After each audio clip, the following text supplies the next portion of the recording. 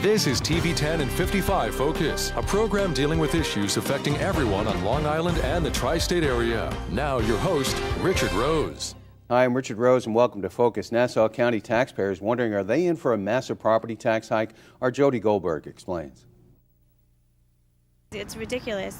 I don't know what we're going to do. Mother of four, Desiree Rastegar of Kings Point, has watched her property taxes steadily increase year after year, but she's hardly alone. The taxes are horrendous. Linda Stricken, also of Kings Point, is a retired school teacher, and she is considered moving off Long Island altogether because of the exact same thing. Following Nassau County Executive Ed Mangano's State of the County address, Nassau County is facing a multi-million-dollar deficit, and County Executive Mangano is sticking to his guns when it comes to trying to balance the county's budget. This is the plan that deals with the debt that's already created by the same Democrats now that are trying to obstruct it. They should come to the table. We have a plan here that pays off that debt without creating new real property taxes. When County Executive Mangano took office back in January of 2009, he assured county residents he would eliminate the planned 13% property tax hike during the previous administration. However, last night he warned Democrats he may simply have no choice. We need the cooperation of the Democrats. We need at least 3 of them to come forward and stand by the plan that deals with Nassau County's problems without raising real property taxes. But Herb Bar-David of Great Neck says this is nothing new. I can't believe that they can even go any higher. This is one of the highest tax counties in the United States. In Great Neck, Jody Goldberg, TV 10 and 55 News. And there you have the debate. And to help answer that right now, we have with us Legislator Kevan Abrahams. Welcome to the show. You are the Democratic minority leader in the Nassau Legislature, where Republicans hold a 10-9 majority. It's our pleasure to have you on the show. Well, thank you, Richard. I appreciate that very much. Well, you just heard what the argument was. You're in an environment where there's a lot of taxpayers don't want to pay more. And Mangano saying Democrats are blocking my ability to borrow the money to prevent a property tax increase. And without that, we may have to face the option of choosing a large property tax increase, I'm estimating 13%, or even deeper cuts than Nassau County's already experienced. So I wanted to hear you respond to that. Well, first and foremost, the county executive, I think, is being very disingenuous. He knows full well, thanks to the governor's tax cap, we cannot go beyond the 2%. Nassau County is under the same jurisdiction as every county, every municipality throughout New York State, and we cannot increase property taxes by more than 2%. And if you do want to override the cap, you need at least an additional 12 votes in the legislature out of the 19 to be able to support that measure. And we are totally against any property tax increases. So as you said before, there's a 10-9 majority. We will not provide the votes to override the cap. So he needs to either look again at that legislation, because from our standpoint, this is just more scare tactics that he's trying to get people all worried and concerned that taxes can go up 13% when he knows full well there is no mechanism in the legislature, no mechanism like this in New York State that would allow that. Is there any possibility that the Nassau Interim Finance Authority, which is the state oversight agency that Nassau County is under because of its financial problems going back over a decade, is there any chance that they can either order or influence strongly the possibility of an exception to what you discussed so that there is a larger property tax hike or deeper cuts to the workforce? NYFA has always been very, very disciplined in regards to ensuring that they want the books to be balanced. So they look at it from an expenses versus revenues. Unfortunately, if the county executive keeps proposing ideas that do not meet the mustard, what ends up happening is NYFA will require at some point that, okay, we have exhausted all these possible options. What else do you have on the table that can guarantee revenue? And it puts the county in a position where they have to look at property taxes versus expenditure cuts. So is there a possibility in any of the statutory authorities here that they could make this exception, that somehow NYFA could say in this extraordinary circumstance that Nassau County is facing, we want a higher property tax than the property tax cap? Are you aware of any exception for that? Not at this time. And also, I think I don't think we're at that time yet. I think the county would NYFA would give the county a little bit more time. Obviously, in the past, the county has explored red light cameras, for example. I think they would give NYFA would give the county at least until the Assembly and the State Senate we're out of session before we would even take a look at a property tax type of adventure. They would like to see that red light camera be exhausted. And once that opportunity is no longer there in the state, from that standpoint, then they would say, okay, you got to take the red light camera option off the table. Okay, well, you know, the county executive, Ed Mangano, has referred back to NYFA for support, saying that NYFA backs his proposal to borrow, I guess, about $100 million to pay off some of the property tax appeals that were successfully claimed by residents, 17,000 residents in Nassau County. And he's using that as ammunition to say, look, NYFA's telling us that's a good idea. And the only reason we can't do it is because Democrats are obstructing us. They're blocking our path because they won't give us the 3 votes we need, because it requires a supermajority, 13 votes. How do you answer that then? Well, again, it's the county executive being more disingenuous. He knows full well NYFA has always said yes, they would agree for the county to do the borrowing, but they have a host of other things, check marks, that they would like to see the county reach.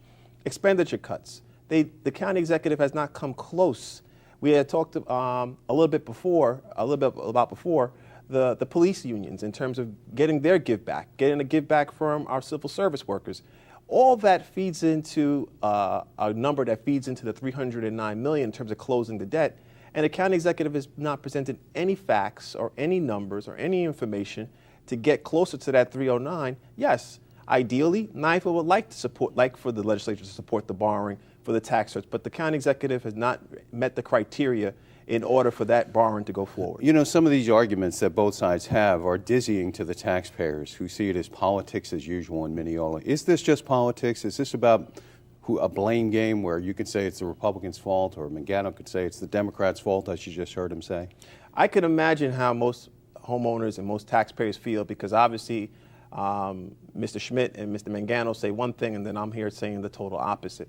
Unfortunately, I always try to tell people, encourage people to go look to independent sources, see what the credit agencies are saying, see what the editorial boards are saying, whether it be the Newsday editorial board or any particular editorial board, see what they're saying, because those are independent, opinionated minds. From that standpoint, we feel our information is very sound. And every time the county executive has mentioned a number, it always either gets scaled back or it gets revised, every single case. He originally asked for $102 million for tax cert borrowing. Now the number's $38 million. Somehow, some way, we lost millions and millions of dollars, and the number got scaled down. We really have to question the fact of if he even needs the 38. Oh, so that number has come down. That number has come down in the last few days. That number has now been revised. And you guys have, the Democrats, you guys, shows my Brook on there, the Democrats have said, use the money that's already available to you, and you've claimed, I guess, 14 or 20 million. Explain that. Well, basically, we did actually borrowing for tax refunds in the past. And when we did that borrowing, we had a leftover surplus from that particular borrowing in the tune of $14 million. We had to basically get the Office of Independent Legislative Budget Review, a totally nonpartisan office, to actually verify that number for. So everyone's in agreement that there's $14 million there. So this is not Democrats saying it, Republicans are saying it. Well, how would you choose who to give the money to, though? Because it's beyond that is required for the county to pay, right? The requirement for the county would be about $102 million. We are encouraging that this money go towards residential property owners. Once that money was exhausted, and once the county executive provided to us in a proper manner the tax refunds to be paid afterwards, we would consider paying the refunds with borrowing after that standpoint. So that's a nuance that we don't always hear, because a lot of that happens in behind closed doors or in your chambers that, you know, it's not easy to follow this. People are confused. We have to take a break. When we come back, we're going to ask Kevan Abrahams. He is the Democrats' minority leader in the Nassau Legislature. Is blocking this vote going to cause huge layoffs in Nassau County? Are county workers going to lose their jobs if this vote is blocked? When we return right here on Focus.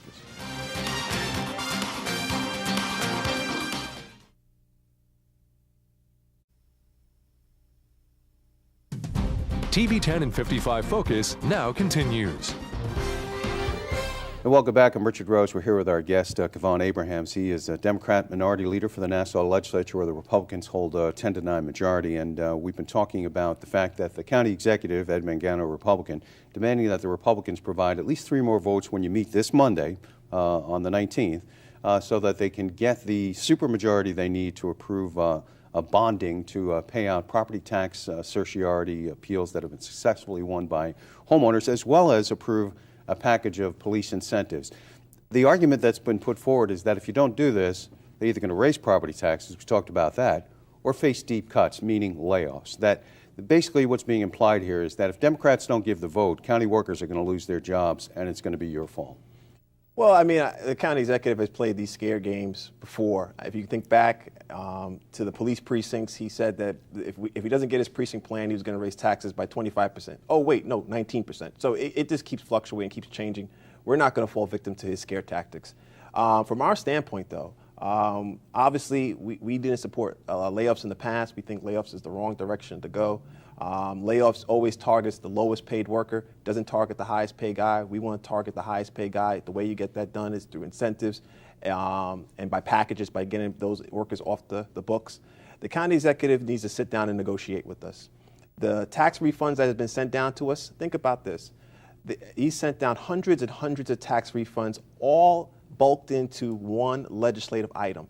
Legislators, obviously, I mean, it's a part-time job, so guys have jobs, they're lawyers. We have cases where law firms that some of our legislators work at or are affiliated with have filed grievances and have been successful. Those are conflicts of interest. So from our standpoint, the way this package has been sent down in a bulk item, where every single tax refund is all in one item, I truly believe puts a lot of our legislators in harm's way. So you can't look at what they're agreeing to pay out. Is that what you're saying? You're not seeing the detail of who's getting what? We're not getting the detail, but at the same time, the fact that he puts every single tax refund all into one item, what it does is basically each legislator has to recuse themselves. Normally, every refund is separated out. So seeing these hundreds of items all put into one particular item is very confusing and has never been done that way. You know, it's a mess, the property tax assessment system. It's been that way for decades. And, you know, we had James Carver from the Nassau PBA come on here and say, why are you going after the police when you're pulling in, he said, these were his numbers, $20 million a year to deal with this property tax assessment situation and paying out $100. The county's losing $80 million, he was saying, in paying out these refunds, and that clearly the system is broken, because it seems like if you got if you appeal your property tax assessment, you got a pretty fair chance of having it be reversed. Oh yeah, and one of the side things is that we encourage people to grieve their property taxes because the system is flawed. The county executive pledged during his campaign, as well as during his first inauguration, that he was going to fix the system. Well, what's wrong with it? Why doesn't it work? Well, the system has so many issues in regards to, there needs to be state legislation that clarifies and basically makes the system more in sync. But also, more importantly, the fact remains that Nassau County is a large jurisdiction. You go to Suffolk, the assessment system is done by the towns. So from our standpoint, trying to compare a property in Great Neck to a property in Massapequa is very difficult to do. And that's what allows homeowners to make those comparisons to win successful appeals. So it's a flaw in the system, but nobody's addressed it. Now let me move on to this. Are the unions talking to you and telling you approve this bonding because we don't want to lose our jobs? Are they saying anything to you about it? Some of the unions have come down and asked us to support the incentive. They've done that on public record during our legislative sessions. Our standpoint is very simple. We go back to the precinct plan closures. We did not support the closure of precincts in Nassau County. We feel it's going to make people less safe. We truly believe that this is our opportunity. If we're going to try to protect the resident and protect our public safety in this county, this is our opportunity to say, look, we want some MOAs in place that's going to give memorandums of agreements in place that give every single precinct the feel of being like a precinct. Well, you might have a lot of noble reasons why you're pursuing this, but if the bottom line is the votes aren't provided and then they're forced to lay off people, some people are going to blame the Democrats. Is that fair? Would it be your fault? No, I think it's the county executive's fault. I mean, what we're asking for, we're asking for everything that the county executive has said that he would do. He said that he was going to put in 177 patrols and keep the patrols at the same level that they were before the precincts were closed. We're asking for that to be in writing. We're asking for the county executive that he has said before that the detective squads, that when you walk into a precinct, you have somebody there that's a detective that can take your concerns. we're asking for him to put that in writing. So everything we're asking for is basically everything that he has said publicly. Why is it not in writing? Is there some objection that's been given to you? I think that's a fair question for the county executive. He has not demonstrated to us why we cannot see those things in writing. He has said them publicly, but he doesn't want to put into writing. He specifically has said he won't put them in writing. Is there someone been told that specifically that we'd go back and ask him that? We have asked him in the past, and we've asked this past Monday for him to put it in writing on the record. And basically, we have not seen that document come down. And then more recently this week, we have been told that document is not ready to come down as well. Now, what about the police incentives? Because that's also part of what a supermajority is needed for. Now, clearly, that would save the county money. Why wouldn't the Democrats, can't you separate that issue? Why wouldn't you give them a supermajority for that? Is it because of your objections about the police precinct?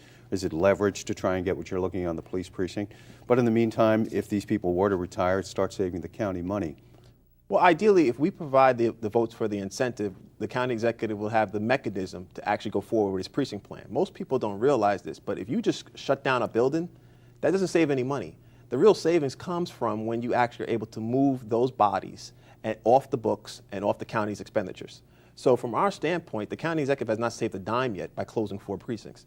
So what we believe is that we want to see these MOAs in place, these memorandums of agreement that pretty much do not leave these communities where the 5th precinct, where Elmont and North Valley Stream, Great Neck, the 1st precinct in Baldwin, which covers Roosevelt and Uniondale and parts of Belmore and Merrick. We don't want to see these areas be left out to dry.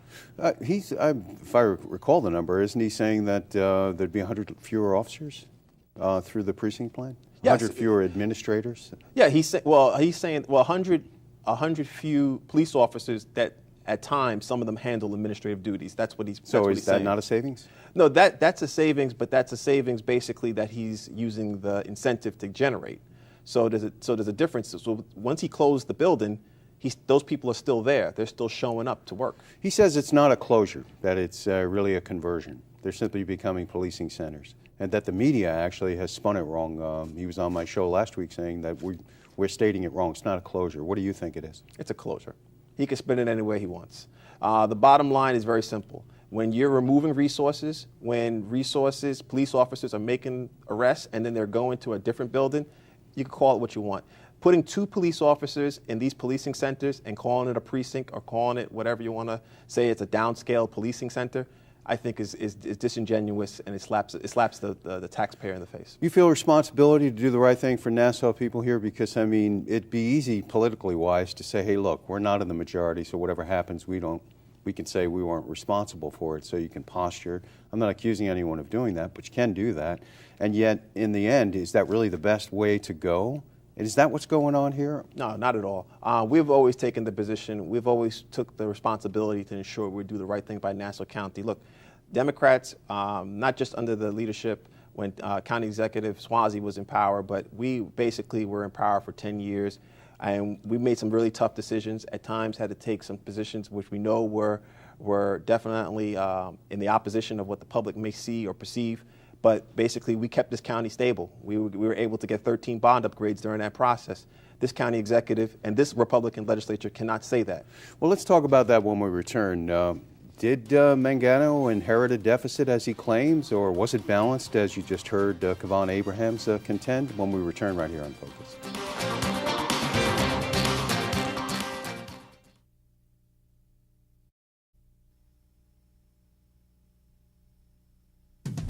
TV 10 and 55 Focus continues. And welcome back here with our guest, Kevan Abrahams, the minority leader in the Nassau Legislature. County Executive Mangano saying that, he said it repeatedly the whole time he's been in office, that he inherited this problem from Tom Swazi, that they were playing with the numbers in certain ways to make it all look good. And in fairness to him, and not taking any sides here, but I think 5 or 6 months after he was in office, he appeared on this show here, and he put out those eye-popping numbers back then that it was going to be $300 to $400 million structural deficit, and that has indeed emerged. So the question that I have, being a reporter 30 years, if he was in the job 5 or 6 months and saw that emerging, it's kind of hard to believe that that wasn't happening beforehand. So is there a fair argument that some of this has been inherited from the Swazi administration? We knew, I mean, obviously when 2008 came and the recession came and we were hit with pretty much a financial ton of bricks, we knew that we were going to have troubles going into 2009 and beyond. obviously there were structural deficits that were starting to accumulate in the county's budget. We've never discounted that, but what we're always focused on, though, in those out years between 2010 and 2013, we had a plan. We've always had a plan. That's why NYFA never, ever discounted what we were proposing. We've had a plan to correct those structural deficits. Mr. Mangano, when he got into office, basically started to shift and move some of the components of our plan without putting anything back in. Look, give an example. There was the home heating oil tax. That was $34 million. I never like to talk about that, but obviously, yes. I mean, one of the things that the county executive immediately removed was the home heating oil tax. But that's $34 million. But that's $34 million that basically he never put back in. And granted, I mean, we all do not like taxes. We learned from that standpoint that was a tax that was very unpopular. So from that, if you're going to take out $34 million, this is what it comes down to. You just can't take something out and not put something back in. So that's why some Democrats blame him for removing something that Swazi felt was going to be needed to keep the budget balanced. But it's far worse than that. So, you know, when we hear that him blame Swazi for it all, and then you guys say that it was a balanced budget and everything was balanced, but then it comes out to be $300 million. Isn't the truth somewhere in between here? I mean, to some degree, it probably is. But I think when we say it's balanced, I think we left him with a budget that basically had a surplus at the end of the year with a roadmap to address the structural deficit in the out years. If he were to follow the roadmap, I mean, the roadmap was very aggressive. It talked about getting additional red light cameras. It talked about, obviously, it had the home heating oil. So from those two those things get ripped out of the budget. You're talking about a gaping hole of $60 million, which accumulates compounds over years. Yeah, so then that's part of it. Would you contend it's mismanagement on his part, that he has made it worse then? Yeah, absolutely. I mean, that was pretty much the mantra in my response to the county executive to his State of the County the other night. Total mismanagement and basically a lack of providing details to the authorities of NYFA and New York State. All right, let's talk about another thing that's kind of arcane to a lot of people out there, something they don't really understand. We have a couple of minutes left. Redistricting. It's actually one of the demands of you having this Democrats satisfied by the redistricting plan that's going forward before you're willing to give them the votes on these supermajority things we've already discussed. Explain what the problem is, and we got about 2.5 minutes. Sure. The bottom line is very simple. The county executive, as well as the Republican majority, last year pushed through an ill-conceived map, which was challenged in court. It was basically overruled in the Court of Appeals in New York State. The highest court in New York State said 7-0, unanimous, that this is a flawed map, that this is a flawed process. What we're pushing forward with the county executive, and we've always truly believed that Nassau County, our country, has been built on a two-party system, where you have a checks and a balance, where you don't have Republicans running the show or Democrats running the show. I think that's what makes this country so great. That's what makes our state so great. And what the county executive and the Republican majority did last year is they pushed through a map that would have guaranteed them 14 seats out of 19 in the county legislature. So kind of almost gerrymandering to guarantee their seats and maybe gain some more? Gain some more, but more importantly, they would that's the accusation you're making. Absolutely, right? Absolutely. And what it also would do is basically not only give them the power to pass any budget they see fit, but it also would give them the authority to do reckless, out-of-control bonding to the tune of $450 million of what they're proposing. Well, today. if the court struck that down, isn't there a new plan that's satisfactory to you? Has it been changed in any way? What's the objection now then? Well, no, the court struck down that map at that time. Basically now we're understanding that the presiding officer and the county executive, I guess, would be inclined to support a map this time around at the right time. This is the right time. So using the right time, but having the similar map that you still don't like. Correct. All right, we have not quite a minute. So then here we go. Monday, again, there's been a lot of these meetings, but this is like the new D-Day, March 19th. If you don't give them, are you going to give them the votes at all, or what has to give? And you have 30 seconds to, I mean, what is the strategy? You're going in there to vote no at this point, right? We're going in to vote no on the police incentive because we do not have any MOAs, no memorandum of agreement. We need to see those memorandums of agreement, which give us the 177 patrols, which give us the detectives in the precincts, and which gives us the desk officers and the sergeants in the precincts as well. All right, well, thank you for helping us to understand it. It's going to be interesting to watch, as it has been all along. A lot on the at stake, though. So we want to thank you for joining us today. Kevan Abrahams, the Minority Leader, Democrat from Nassau Legislature, and from Freeport. Thank you for joining us. And thank you for being there. I'm Richard Rose. Be sure to join us next week for yet another edition of Focus.